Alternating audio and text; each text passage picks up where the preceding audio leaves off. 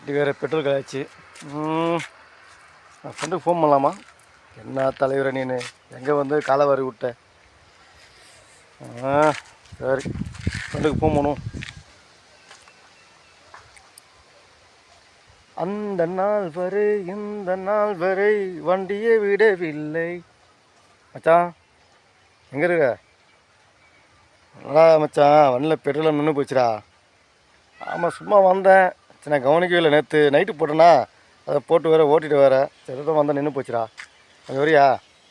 மணி 12 கொஞ்சம் வாடா. எங்கே தெரியுமா அந்த ஒட்டை பாதை இருக்குது பேர், அந்த பாதை ஒருத்தர் நிற்கிறேன்டா மச்சான். வெளியே போறியா?